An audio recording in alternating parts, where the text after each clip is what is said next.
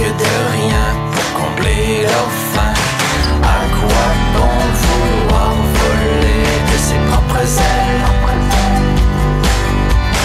Où pourrait-il aller alors que dehors c'est l'hiver nucléaire?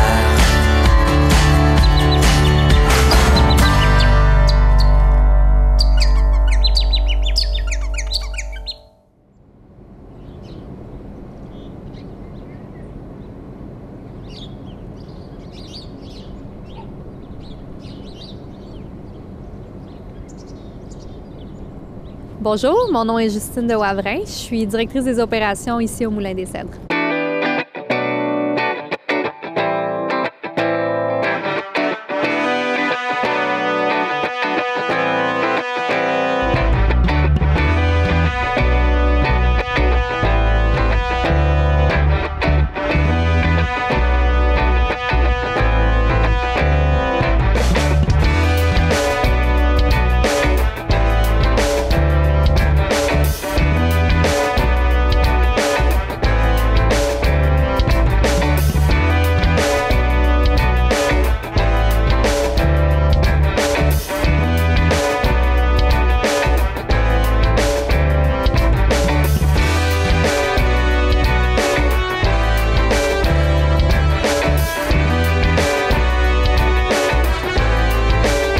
Donc, la ferme ici a commencé en 1976, quand mon grand-père est arrivé de France.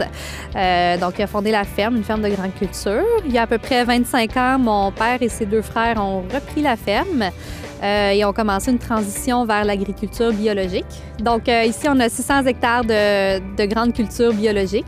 On cultive principalement du maïs, du soya et du blé. Donc, à l'époque, il y a 25 ans, la conversion au biologique pour une ferme de grande culture, c'était, disons, une aventure. Ça a pris à peu près 15 ans pour pouvoir maîtriser, dessiner, créer des machines, voir pour les engrais verts, décider des rotations et tout. Et au bout de 15 ans, une fois que tout ça était contrôlé, j'imagine qu'ils se sont ennuyés. Donc, ils ont décidé de construire le moulin ici pour pouvoir transformer les récoltes de blé de la ferme.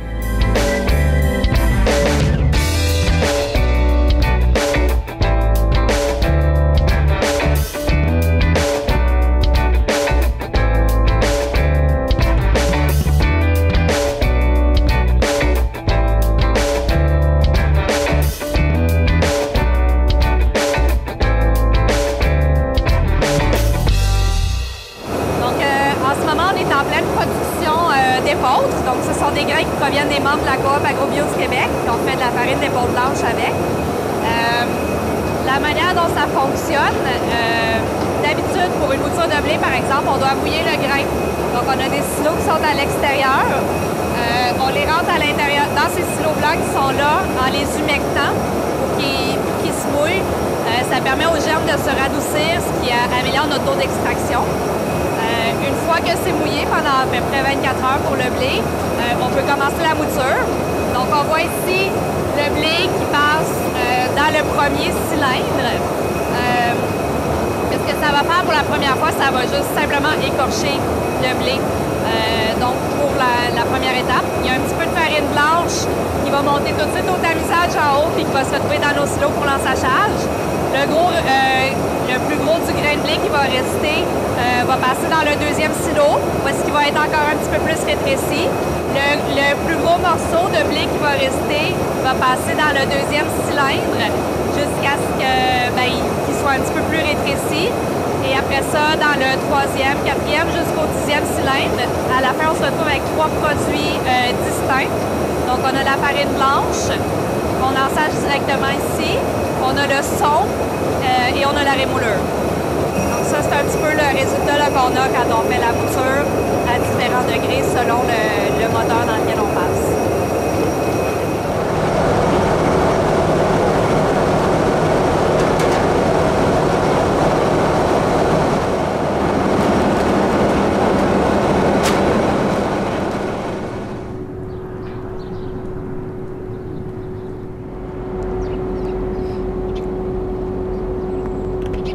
Bien, premièrement, au moulin, ici, on roule à l'année. Donc, c'est vraiment pas... les saisons ne nous affectent pas vraiment à ce niveau-là. C'est sûr que l'été, c'est toujours plus facile de fonctionner là, quand on peut aller dehors, mais sinon, comme je vous disais, c'est vraiment un travail qui se fait à l'année longue. À la ferme, on est tributaire des saisons. On pourrait pas vraiment aller travailler dans le champ aujourd'hui. Donc, c'est sûr qu'on commence les semis de blé, on va les commencer d'habitude autour de la mi-avril. Cette année, ça a été un petit peu plus compliqué, mais bon, ça dépend toujours des années. Donc, autour de la mi-avril, on commence les semis de blé. Puis après ça, on n'arrête pas jusqu'à fin novembre. Donc, il va y avoir des semis là, qui vont se dérouler probablement jusqu'en juin. Puis après ça, une petite pause. Mais pendant cette pause-là, on travaille, comme je vous disais, le sol. Donc, on fait des engrais verts. On fait beaucoup de drainage aussi pour améliorer l'eau qui s'écoule dans le sol. Et puis, c'est ça. Après ça, on commence les récoltes. Souvent, à la mi-août, ça, on va commencer avec le blé. Puis finir cette année, on a fini avec le tournesol à la mi-novembre.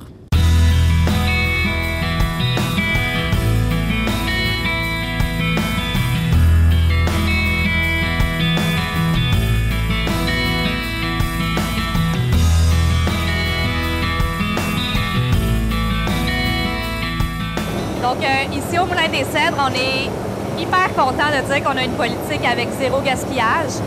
On n'a pas de perte dans nos produits. Là, on sait que le gaspillage alimentaire, c'est quelque chose qui est de plus en plus apparent. C'est quelque chose qui, en fait, on est tous un petit peu étourdis par l'ampleur que ça prend.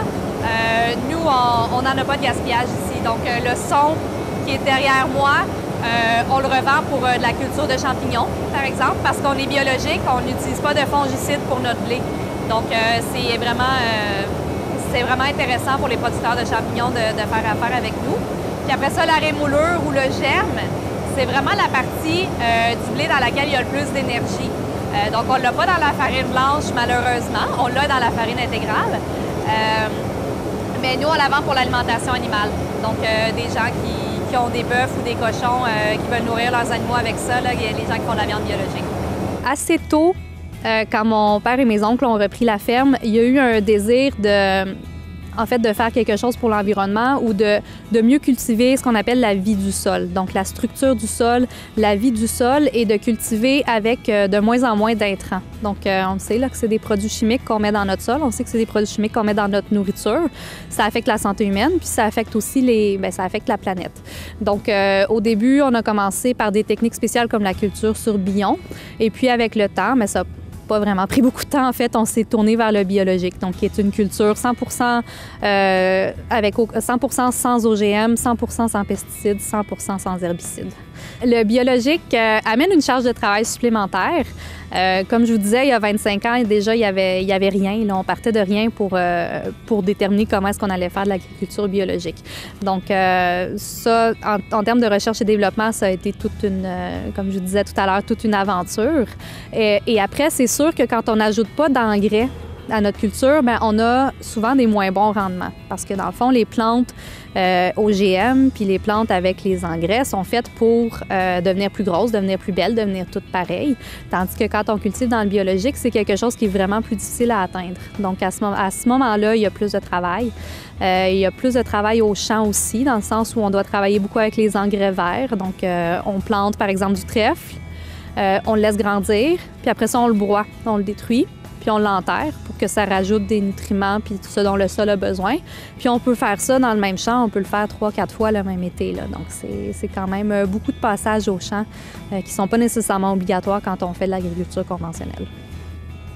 Puis après ça, au niveau du moulin, c'est sûr qu'on a d'autres contraintes aussi. Comme je disais tout à l'heure, la farine, une fois qu'on la moud, on doit absolument la faire vieillir pendant au moins 3 semaines pour pouvoir faire en sorte qu'elle soit panifiable, donc que les boulangers puissent en faire un pain comestible. Donc, mais dans l'industrie du conventionnel, il y a des additifs qu'on peut mettre puis qui fait vieillir chimiquement la farine. Donc, ça, c'est des processus qui peuvent se permettre de faire aussi dans le conventionnel, mais c'est quelque chose qui ne nous intéresse pas du tout parce qu'on aime vraiment ici l'idée d'avoir un produit authentique, de prendre un grain, de le transformer de la manière la plus minimale possible, puis après ça, de mettre en valeur l'authenticité puis le goût de ce grain-là.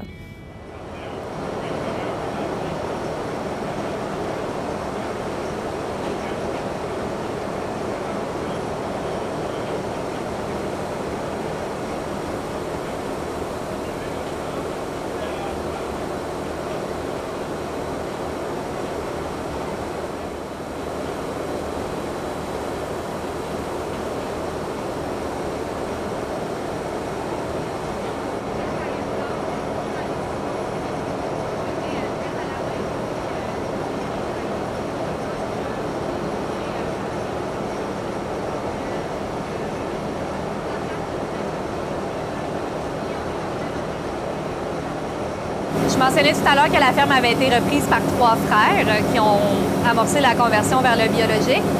Maintenant, sur la ferme, ils ont été rejoints par 2 des fils d'un de ces frères-là. Moi, je suis la fille d'un troisième. Donc, on travaille sur multigénération en ce moment. Donc, à la ferme, ils sont en ce moment 4 à travailler, 3 à temps plein, un saisonnier l'été parce qu'il est encore aux études. Puis, on va probablement prendre un stagiaire cette année encore. Et puis, ici au moulin, je travaille principalement avec mon oncle qui assure la mouture et qui est en charge des plus gros clients, si vous voulez. Moi, je suis la directrice des opérations. Puis comme je disais tout à l'heure, on est vraiment épaulé par une équipe. Là, on a 2 employés qui travaillent pour nous à la production, sur qui on compte vraiment beaucoup.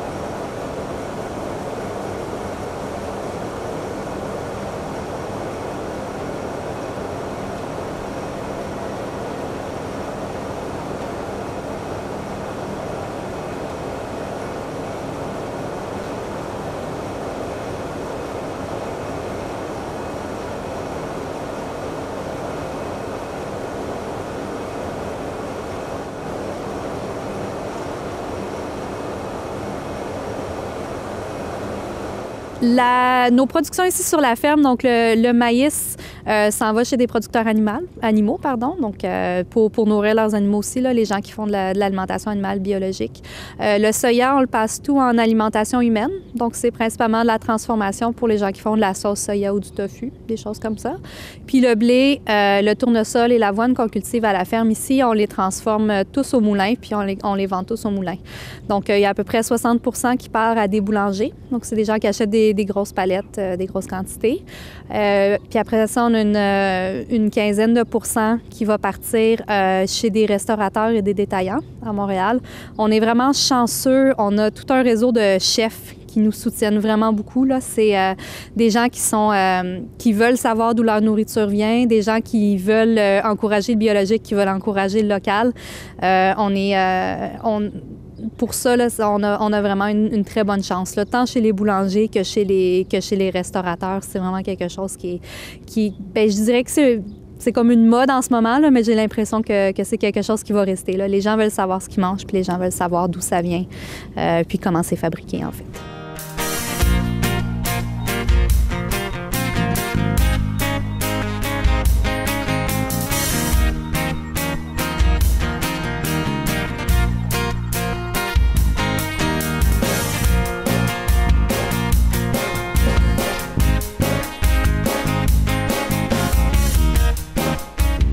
Donc ici, on est au 2e étage et c'est là qu'on fait l'ensachage des plus petits formats. Donc c'est pas tout le monde qui achète 20 kg de farine à tous les mois pour faire son pain ou ses biscuits chez eux. Donc on fait aussi des plus petits formats allant de 500 grammes à 5 kg, dépendamment du produit. Tout ça se fait ici à l'aide de notre fantastique ensacheuse qui est derrière moi. Donc c'est ça, on a pas mal de détaillants En fait, il y a pas mal de détaillants dans la région de Vaudreuil-Soulanges et dans la région de Montréal qui tiennent nos produits. Donc comme ça, les gens ont vraiment accès aux produits biologiques et locaux qu'on fait ici. Le moulin ici a été un petit peu une suite logique de la ferme, de la transition vers le biologique. C'était vraiment l'idée on part de nos propres semences pour le blé. Donc, ça fait déjà plusieurs années qu'on fait nous-mêmes nos propres semences. Jusqu'à, on vend le produit, on le met directement dans les mains du consommateur. Donc, c'est quelque chose, là, l'autonomie de A à Z, d'être en mesure de faire pousser le produit, de l'ensacher, de l'étiqueter, puis de le vendre nous-mêmes. C'est quelque chose qu'on visait vraiment. D'ailleurs, c'est au cœur de notre mission, qui est de favoriser l'accessibilité aux produits biologiques et locaux québécois puis qu'on produit ici.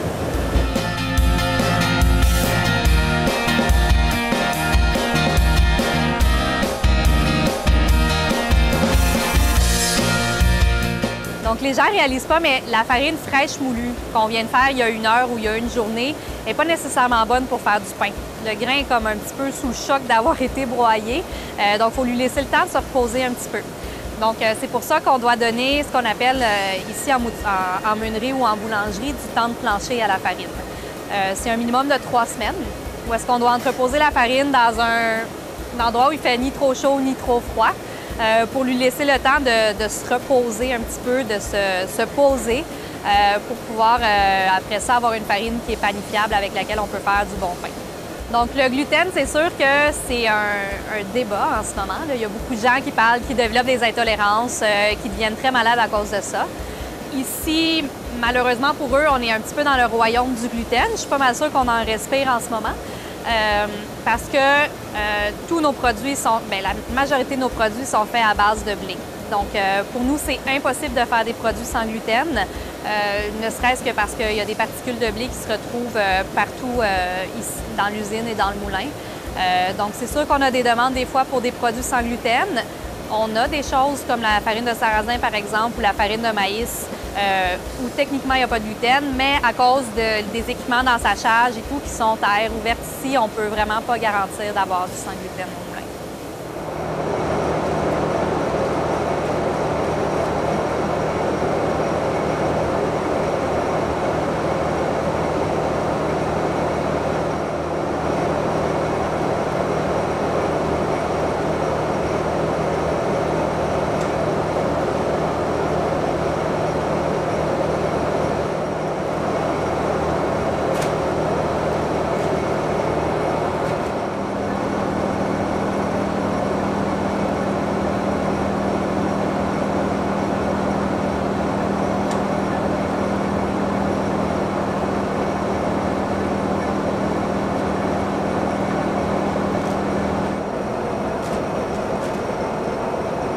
Il y a 2 manières de faire de la farine. Donc, la première, c'est une manière qu'on voit un petit peu plus artisanale.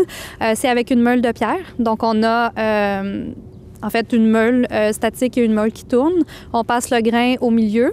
Puis là, on obtient une poussière de grain, en fait, qu'on peut tamiser à différents degrés pour obtenir une farine soit intégrale, soit une farine un petit peu plus blanche, là, dépendamment de ce qu'on tamise. Donc ça, c'est quand on voit des moulins à vent, quand on voit des moulins à eau, puis des choses comme ça, c'est souvent des moulins à meule de pierre. Ici, ce qu'on a, c'est un moulin sur cylindre. Donc, c'est une technologie qui a été inventée au 19e siècle à peu près et qui nous permet de vraiment séparer le blé en 3 produits distincts. Donc, il y a l'amidon qui est transformé en farine blanche, le son et le germe qu'on récupère et qu'on commercialise autrement. Donc, le moulin qu'on a ici, comme j'expliquais tout à l'heure, c'est un moulin sur cylindre. Les équipements modernes sont très gros. Il n'y a comme pas de demi-mesure dans ces équipements-là qu'on peut trouver. Donc, Loïc, quand on a amorcé le projet du moulin ici, est allé en France, a récupéré un moulin, en fait, des équipements d'un moulin qui était fermé faute de relève. Donc, on a des équipements ici qui ont probablement autour de 75 ans. On les a mis dans des conteneurs, ramenés ici au Cèdre. On a une équipe extrêmement complémentaire et fantastique qui a été en mesure de tout défaire, de tout nettoyer, de tout restaurer. Donc, on a nos vieux équipements de mouture qu'on a combinés avec des équipements de tamisage très modernes. Puis c'est comme ça qu'on est capable de faire notre produit, en fait.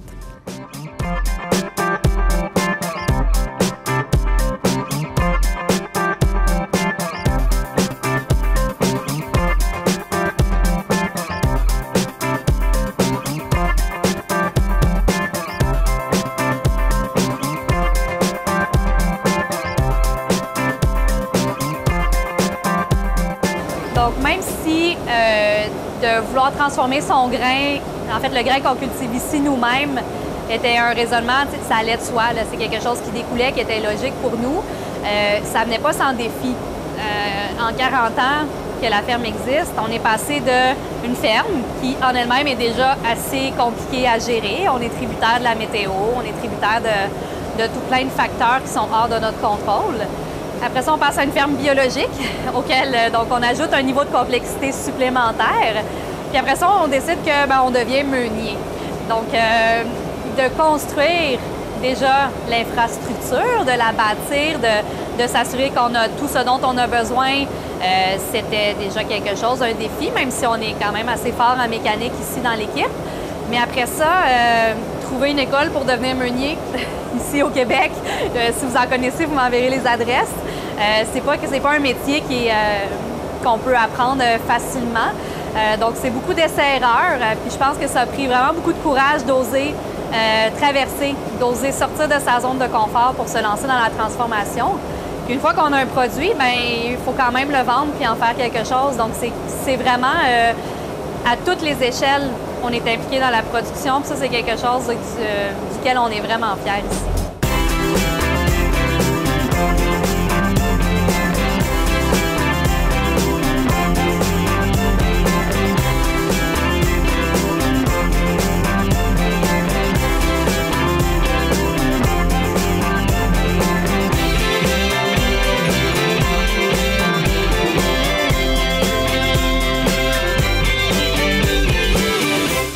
Donc, on est vraiment chanceux d'avoir les clients qu'on a. En fait, je dis clients, mais c'est plus des partenaires. C'est des gens extraordinaires qui affichent nos photos d'équipe dans leur boulangerie. C'est des gens qui envoient une lettre à leurs clients en disant le pain va devenir plus cher parce que le produit de base, la farine que j'utilise, va être un petit peu plus cher. Mais les gens qui produisent la farine au Moulin des Cèdres, c'est des gens qui ont des valeurs biologiques, écologiques et locales. C'est des valeurs avec lesquelles moi, je veux m'associer, puis je suis prêt à payer plus cher pour pouvoir m'associer avec ces valeurs-là. Puis je suis prêt à augmenter votre coût, puis si vous embarquez avec moi, ça va être vraiment le fun. Donc, c'est vraiment avec ça qu'on travaille tout le temps. Même au niveau des particuliers, les gens qui viennent acheter un 2 kg de farine ici à la boutique, puis qu'une semaine plus tard, je reçois une photo du pain, puis ils me disent « Ah, c'est complètement fantastique, merci beaucoup pour votre produit ». C'est quelque chose, vraiment, on est privilégié de travailler avec des gens qui sont comme ça.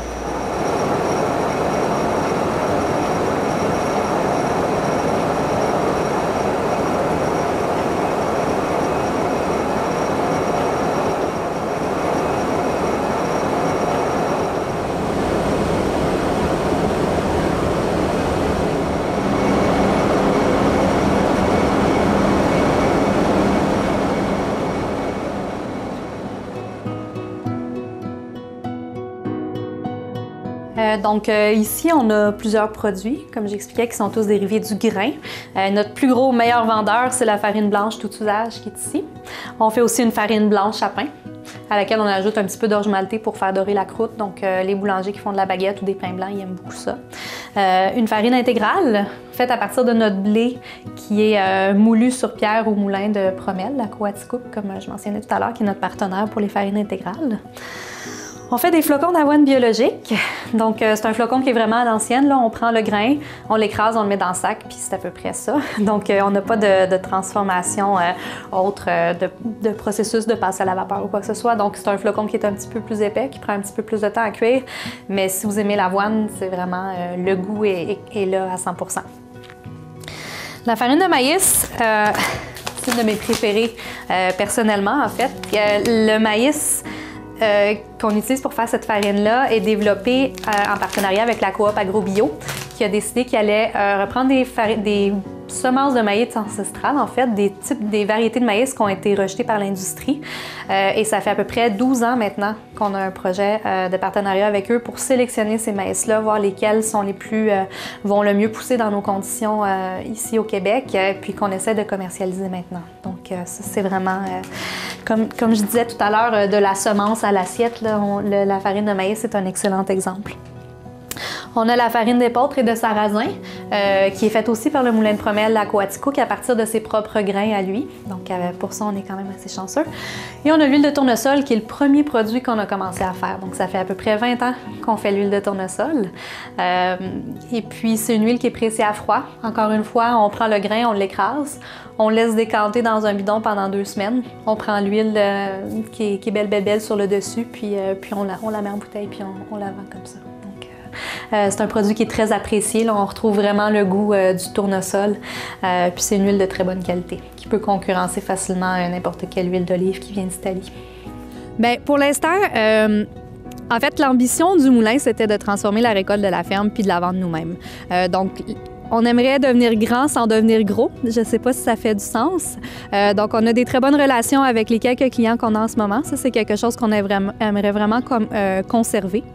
Par contre, au niveau des produits de détail, donc ce que les gens peuvent acheter en plus petit format, en 2 kilos, en 5 kilos de farine pour faire le pain chez eux, on travaille en ce moment avec la coopérative AgroBio du Québec pour un projet justement de distribution de nos produits à plus grande échelle. Donc, c'est une coopérative de producteurs de grains qui est intéressée à la transformation. Donc, on a déjà un partenaire au moulin de Promel à Coaticook qui, lui, a un moulin sur meule de pierre, donc qui fait des intégrales. Nous, on a la blanche ici, donc ce sont des produits extrêmement complémentaires. Et à partir de là, je pense qu'on est capable de développer une belle ligne de produits qu'on va pouvoir distribuer à travers le Québec via la coop AgroBio.